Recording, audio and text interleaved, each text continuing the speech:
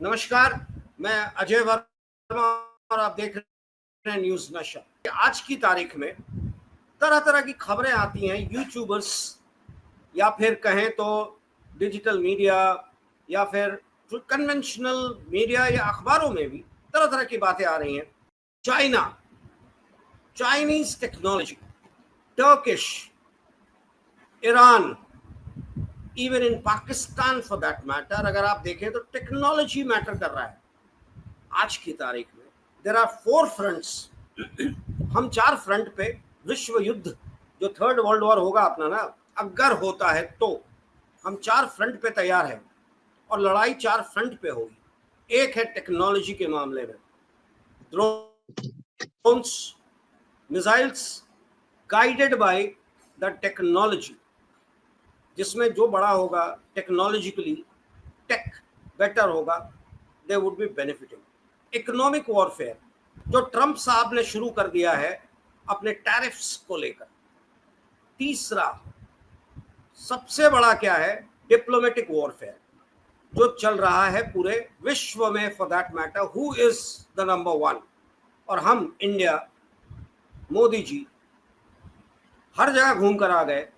Canada में G7 में अभी तक हमें इनवाइट तक नहीं आया। Where do we stand in the diplomatic warfare? मेरा कहना है Subhash ji, technology, economic, diplomatic और सबसे बड़ा जो है वो है इंटरनल वॉरफेयर जो हम फेस करते हैं कहीं ना कहीं से लोगों को प्रोवोक करके हमारे देश में कम्युनल वॉरफेयर कराने की कोशिश की जाती है। I want just a detail on it from you, Subhash. Back to you, hand overing the entire detail to you, the debate to you for that matter. जी, सुभाष जी। देखिए अजय जी, जब से यूक्रेन ने 141 ड्रोन्स के द्वारा रशिया पे हमला किया है और रशिया के जो फाइटर हवाई जहाज थे जो ज्यादातर एटॉमिक वेपन्स लेके जाने के लिए सक्षम थे, ऐसे हवाई जहाज को उन्होंने मार गिराया और $4 बिलियन का नुकसान पहुंचाया है। इसके कारण हुआ कि जो नेटो कंट्रीज है, जो अमेरिका के दोस्त कंट्रीज है, इन्होंने मदद की है यूक्रेन को। और यही कारण है कि ये जो वॉर है वो अभी एस्केलेट होगा क्या, ऐसी आशंका जताई जा रही है, क्योंकि रशिया ने कहा है कि नेटो जो मदद कर रहा है यूक्रेन के कारण, उसमें ऐसा सबक सिखाया जाएगा कि जिससे सभ्यता का विनाश होगा। इसका मतलब है कि रशिया कोई एक चाल चल रहा है या कोई तैयारी कर रहा है जिससे बड़ी मात्रा में नेटो कंट्रीज जो है उन पर आक्रमण करने की बात रशिया की होगी। एक तो ये पूरा जो होगा वो कन्वेंशनल वॉरफेयर नहीं होगा, ये एक तरह से जिसको कहा जाता है कि इलेक्ट्रॉनिक वॉरफेयर, वो उसका उपयोग किया जाएगा। तो एक तरफ से अमेरिका, रूस, इसमें विवाद है, उसमें लगातार अनबन चल रही है और जो कोल्ड वॉर था उससे भी भयानक सिचुएशन अब हमें देखने को मिल रहा है, क्योंकि यूक्रेन में रशिया को बिल्कुल उसकी जो ताकत है उसको चुनौती यूक्रेन के द्वारा नेटो कंट्रीज और अमेरिका इन्होंने दिया है। दूसरी तरफ हम देखते हैं कि पश्चिम एशिया में इजराइल और हमास, इसमें वॉर शुरू है, गाजा पट्टी में वॉर शुरू है। इजराइल और ईरान, इनमें तल्खियां बढ़ी हुई है। इजराइल और टर्की, इसमें तल्खियां बढ़ी हुई है। और यही कारण है कि पश्चिम एशिया जो है वो पूरी तरह से एक तरह से ज्वालामुखी के कगार पे बैठा हुआ है। तो ये पश्चिम एशिया का क्षेत्र है। दूसरी तरफ हम देखते हैं कि अपने भारतीय महाद्वीप में भारत और पाकिस्तान एक दूसरे के साथ लिमिटेड वॉर कर चुके हैं। उसके अलावा पाकिस्तान और अफगानिस्तान, इनके संबंध भी ठीक नहीं है, वहां पे भी तल्खियां जारी है। और तालिबान, जो कभी पाकिस्तान तालिबान को मदद करता था, आज की तारीख में तालिबान पाकिस्तान के खिलाफ बन गया है। तो ये जो भारतीय उपमहाद्वीप है, यहाँ पे भी सिचुएशन वॉर लाइक सिचुएशन है। दूसरी तरफ हम देखते हैं कि चाइना जो है वो और ताइवान, इनके संबंध ठीक नहीं है। चाइना और ताइवान एक दूसरे के खिलाफ जो जिसको डेमोन्स्ट्रेशन कहा जाता है, मिलिट्री डेमोन्स्ट्रेशन, वो लगातार कर रहे हैं। दूसरी तरफ जापान ने भी चाइना के नजदीक जो उसका द्वीप है, वहां पर F-35 जो फाइटर हवाई जहाज है, जो अमेरिका से जापान को मिले हुए हैं, जिसकी रेंज काफी है और सबसे अत्याधुनिक वो हवाई जहाज माना जाता है, फाइटर हवाई जहाज माना जाता है, वो तैनात की है। तो इसका मतलब है कि जापान ने भी एक तरह से चाइना को चुनौती दी है कि अगर आप साउथ चाइना सी में कुछ करेंगे तो उसका असर जो होगा वो वॉर लाइक सिचुएशन होगा। और ऐसे में चाइना और जापान, इसके साथ बाकी जो यूएस, ये एक एक्सिस बनता हुआ नजर आ रहा है। रूस और चाइना एक तरफ है, अमेरिका और बाकी जो मित्र राष्ट्र है वो एक तरफ है। हम वैसे ही पश्चिम एशिया में देख रहे हैं और भारतीय उपमहाद्वीप में भी हम देख रहे हैं। दूसरी तरफ अफ्रीका में कई देश ऐसे हैं जो अंदरूनी लड़ाई में उलझे हैं, जिसमें सूडान है। 2023 से वहां पे अंदरूनी लड़ाई चल रही है, नाइजर में वही लड़ाई चल रही है, छाड़ में लड़ाई चल रही है। तो ये अफ्रीकन कंट्रीज भी इस तरह का अनरेस्ट हम देख रहे हैं। ये सारी सिचुएशन है फर्स्ट वर्ल्ड वॉर के पहले जो सिचुएशन थी उसी की तरह ये सिचुएशन है, ऐसा जानकार मानते हैं। और यही कारण है कि तीसरा विश्व युद्ध होगा क्या, इसके बारे में चर्चा शुरू हो गई है। अजय जी जी सुभाष जी, मैंने कहा कि एक बार ये युद्ध हो जाए। 2 साल से हम इंतजार कर रहे हैं। हम आपसे रोज पूछते थे, यूक्रेन की जब 3-4 साल पहले जब वो शुरू हुआ था तो हम आपसे एक कहानी, हमने एक शो किया था, are we heading for the third world war. हो गया, 25 आ गया, are we heading for the third world war? Let it be very clear, या नहीं? Are the YouTubers and conventional media just creating a scenario, या international media is just creating a scenario for their own benefits? जी सुभाष जी। देखिए अजय जी, मैं एक उदाहरण के तौर पे आपको बताता हूँ कि मेरा एक दोस्त था और जब ये खबरें आती थी कि इजिप्ट में जो खलीफा है वो कुछ ये कर रहे हैं, आतंक फैला रहे हैं, जो किम जोंग उन जो उत्तर कोरिया के हैं, वो उनके बारे में बार बार दिखाया जा रहा था, खासकर हिंदी न्यूज चैनलों में। और इतना हवा खड़ा कर दिया था कि कभी भी कुछ भी हो सकता है, कभी भी वॉर हो सकता है, तीसरा वर्ल्ड वॉर हो सकता है। तो वो मुझे हमेशा पूछता था कब वॉर होगा। तो मैंने बोला भैया कुछ नहीं वॉर होगा, मीडिया चलती रहेगी और मीडिया को खबरें दिखाने के लिए कुछ ना कुछ चाहिए, इसलिए ये वॉर की खबरें दिखाते हैं जिसके जरिए आपके जैसे जो लोग हैं वो डर जाएं और ज्यादा वो उन चैनलों को देखें। तो ये सारी चीजें हैं अजय जी। वॉर जो होता है वो बहुत ही भयानक होता है। विश्व युद्ध के दूसरे विश्व युद्ध में 10 करोड़ से ज्यादा लोग मारे गए थे, कई बर्बाद हुए थे। और उसमें जिस तरह से कारपेट बॉम्बिंग उस वक्त हुई थी, कई यानी करोड़ों लोग जो है वो बेघर हुए थे। ये जो लोग हैं जापान जैसे लोग, उसमें तो एटम बम गिरा हुआ था, तो वहां पे आज भी वहां के लोग जो है वो पूरी तरह से स्वस्थ नहीं बन पाए हैं। तो ये पूरा जो वॉर है ये कोई यानी इतना आसान बोलने वाली चीज होती नहीं है, उसमें बहुत ज्यादा तकलीफ आम जनता को होती है। लेकिन अभी का जो सिचुएशन है उसमें कन्वेंशनल वॉर नहीं होगा, यानी इन्फेंट्री के साथ जो लड़ने वाली चीज है, मैन टू मैन लड़ने वाली चीज है, ये नहीं होगा। तो हम देख रहे हैं कि ड्रोन के जरिए, मिसाइल के जरिए ये वॉर हो रहा है और उसमें ज्यादा से ज्यादा जो जो लश्करी जगह है उनको तबाह करने का काम ज्यादा होता है। जैसे हमने पाकिस्तान के 300 किलोमीटर अंदर जाके हमने मिसाइल्स और ये दागे थे, तो उसके लिए कोई हमारी इन्फेंट्री आगे नहीं गई थी। जो हमारे सेना प्रमुख है उन्होंने जो बताया था सिंगापुर में कि 300 किलोमीटर हम आगे गए थे 10 मई को, लेकिन हमने उसी वक्त उसी दिन बंद कर दिया ट्रम्प साहब के बोलने के कारण। अगर हम 300 किलोमीटर जाते हैं तो हम और आगे भी जा सकते थे बलूचिस्तान तक, लेकिन हम गए नहीं, हमारे ऊपर प्रेशर था। तो ये जो इंटरनेशनल प्रेशर है वो इंटरनेशनल प्रेशर इसलिए रहेगा क्योंकि कोई भी देश नहीं चाहता कि एटम युद्ध का खतरा हो, क्योंकि एटम युद्ध का खतरा होता है तो पूरी पृथ्वी को ही खतरा हो जाएगा। और इसलिए ये वॉर जो है इस बार कन्वेंशनल वॉर नहीं होगा, ये सब लोग जानते हैं।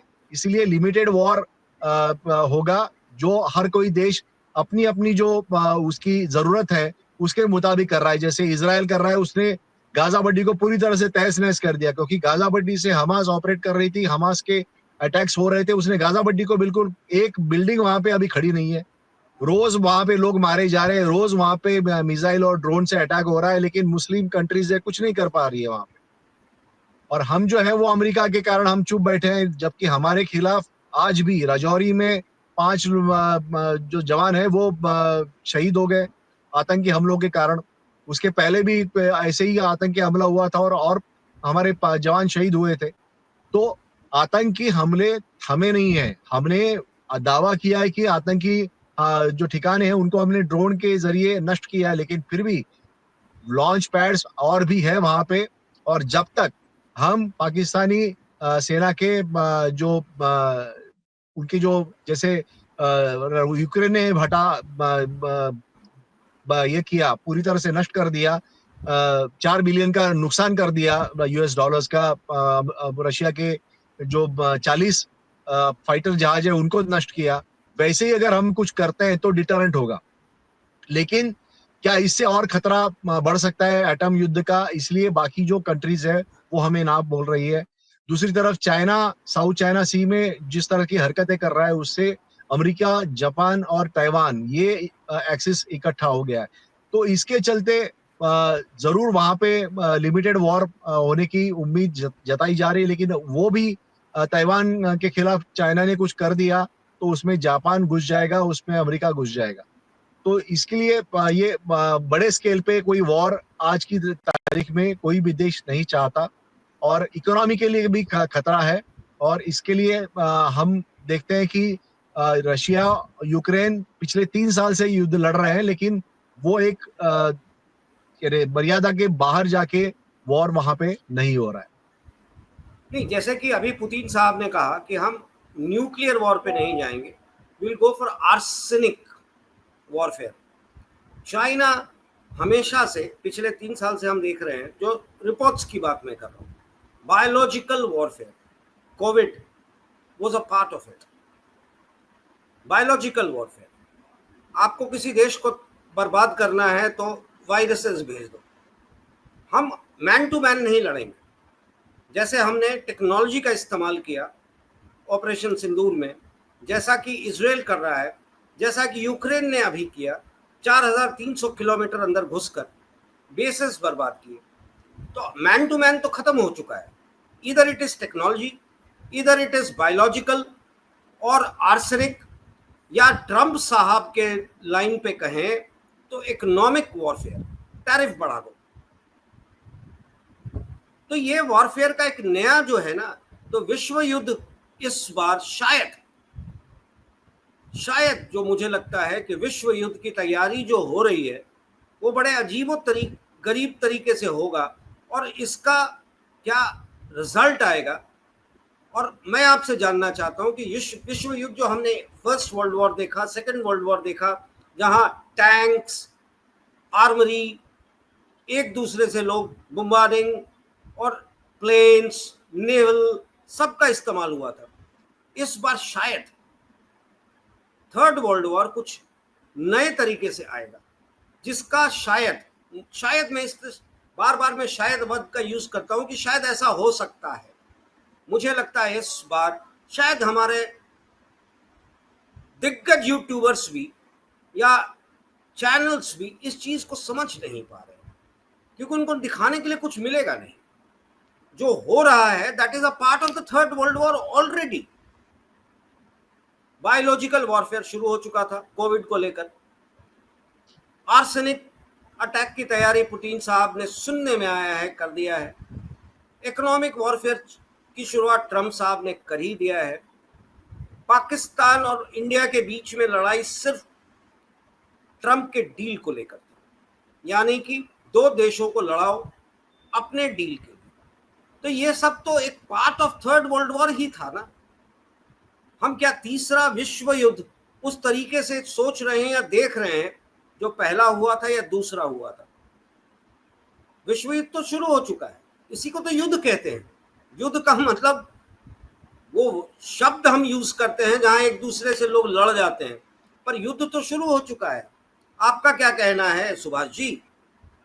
Are we not already in the third world war?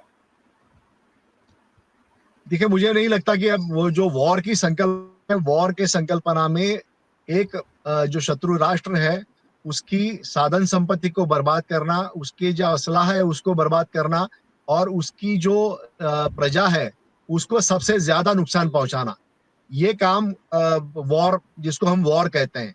बाकी जो होता है वो लिमिटेड मात्रा में वॉर होता है, जिसको आप फिर इकोनॉमिक वॉर कहें या फिर बायोलॉजिकल वॉर कहें, जो कोविड में हमने देखा था, या फिर आर्सेनिक वॉर जिसकी रशिया बात कर रहा है। अभी आर्सेनिक वॉर क्या होता है? तो आर्सेनिक वॉर में कई सारे ऐसे उदाहरण हुए हैं कि इंग्लैंड में जो स्पाइस थे रशिया के, या रशिया के खिलाफ के जो लोग थे, जो वहां पे वहां पे पनाह लेने के लिए गए थे, तो उनके ऊपर रासायनिक यानी इंजेक्शंस उनको दिया गया अचानक से भीड़ में, या फिर उनको कोई किसी तरह से जो रासायनिक आर्सेनिक वाली चीजें हैं वो उनको खाने में दी गई, उनको सुंघा दी गई कई तरीके से, और वो फिर बीमार पड़ गए। और उसके बाद हम देखते हैं कि वो लोग जो है एक तो उसमें मर गए, या फिर पूरी तरह से उनका जो ये है यानी बायोलॉजिकली पूरा वो खत्म हो गए। तो ये जो पूरा आर्सेनिक वॉर है, ये आर्सेनिक वॉर इसी तरह से रशिया करना चाहता है, लेकिन वो लिमिटेड मात्रा में रहेगा। किसके खिलाफ रहेगा? सिर्फ यूक्रेन के खिलाफ रहेगा, या फिर अमेरिका में भी ऐसी चीजें हो सकती है, या नेटो कंट्रीज में ऐसी चीजें होगी? ये देखना बाकी है। अगर ये बड़े पैमाने पे होता है तो जाहिर है इसका रिएक्शन आएगा, इसका रिएक्शन बाकी देशों से भी आएगा। फिर वो रूस और उनके जो मित्र राष्ट्र हैं उनके खिलाफ ये सारी चीजें करेंगे। अगर ये दोनों तरफ से बड़ी मात्रा में एक दूसरे के ऊपर हमले होते हैं, फिर वो आर्सेनिक हो या बायोलॉजिकल वॉरफेयर का मुद्दा हो, उसके बाद हम उसको कह सकते हैं कि ये वॉरफेयर है।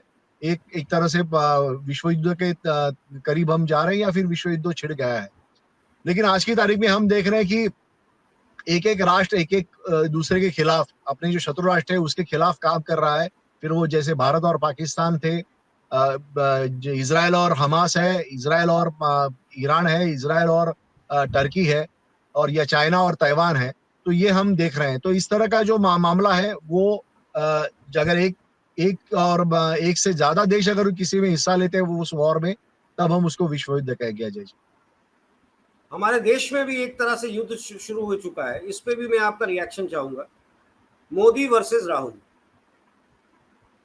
आर्सेनिक नहीं है, बायोलॉजिकल नहीं है, टेक्नोलॉजिकल नहीं है, बट वर्बल है, नैरेटिव्स पे। ये भी पार्ट ऑफ युद्ध तो है ही था। देखिए, लोकतंत्र में ये वॉर, इस तरह का जो वॉर और हमले जो होते हैं वो हमेशा होते हैं, क्योंकि एक सत्ता पक्ष होता है, एक विपक्ष होता है। विपक्ष का काम ही होता है कि सत्ता पक्ष पर बार बार हमले किए जाए with in the framework of constitution, और उसके जरिए सरकार को नीचे गिराना, यही विपक्ष का काम होता है। और विपक्ष की यही भूमिका जब होगी तभी सत्ता पक्ष पे अंकुश रहेगा, और ये डेमोक्रेसी के लिए बहुत जरूरी होता है। इसमें वॉर या ऐसी कोई चीजें है नहीं, क्योंकि जो राजनीतिक जो लड़ाई होती है उसके कई हथियार होते हैं। जो हमने रामलीला में देखा था, मनमोहन सिंह सरकार जब थी यूपीए 2 तब, कि अन्ना हजारे वहां पे अनशन कर रहे थे, वहां पे केजरीवाल साहब, तो उस वक्त अन्ना हजारे के साथ में थे, भी कांग्रेस के खिलाफ थे। बाद में वो इस तरफ आ गए, कांग्रेस के साथ वो आ गए। अन्ना हजारे पूरी तरह से निष्प्रभ है आज की तारीख में। बीजेपी कुछ भी कर रही है, वो कुछ नहीं बोलते, तो हम उनको कह रहे हैं कि वो सो रहे हैं आज की तारीख। तो ये जो वॉर है वो इस तरह का वॉर विपक्ष और सत्ता पक्ष में हमेशा डेमोक्रेसी में होता है, और वो होना चाहिए। उसको हम युद्ध की, या जिसको हम कहें कि एक दूसरे के खिलाफ जब तक जाने नहीं ली जाती या हिंसक कोई घटनाएं नहीं होती, तब तक हम उसको वॉर नहीं मानेंगे। हाँ, एक जरूर है कि नक्सल के खिलाफ वॉर जारी है और काफी मात्रा में जो सेंट्रल फोर्सेस हैं वो मध्य भारत में जो नक्सली ठिकाने हैं उसको ध्वस्त करने के लिए और वहां पे नक्सल जो महकमा है उसको ध्वस्त करने के लिए काम कर रहे हैं। और इसका यानी हमने देखा भी है कि एक जनरल सेक्रेटरी नक्सल मूवमेंट का वो मारा गया इस पूरे ऑपरेशन में। और ये जो ऑपरेशन है वो जारी रहेगा, ऐसी घोषणा केंद्रीय गृह मंत्री अमित शाह इन्होंने की है। जय जी, अच्छा लगा। बहुत डिटेल में हम लोगों ने विश्व युद्ध की बात जो यूट्यूबर्स चला रहे हैं कि अब तीसरा विश्व युद्ध शुरू होने वाला है, उस पर हमने अपने व्यूअर्स को बताया कि क्या स्थिति है आज की तारीख में। और यूक्रेन और Russia, Pakistan, India, Hamas, Israel, China, Taiwan, हमने पूरे विश्व की कहानी अपने व्यूअर्स के सामने रखी है। अब उनको देखना है कि यूट्यूबर्स जो चला रहे हैं या कन्वेंशनल मीडिया जो इस बात को पेश कर रहा है कि हमें तैयार रहना होगा थर्ड वर्ल्ड वॉर के लिए, सिचुएशन क्या होता है नहीं होता है वो समय बताएगा। Let's wait and watch. Till then we will be discussing more on it. बहुत अच्छा लगा आपसे सुभाष जी। धन्यवाद जी, धन्यवाद। और आप हमसे जुड़े रहने के लिए सब्सक्राइब करें YouTube पर, फॉलो करें Twitter पर और लाइक करें Facebook पर। और ज्यादा जानकारी के लिए आपको टाइप करना होगा सिर्फ न्यूज़ नशा।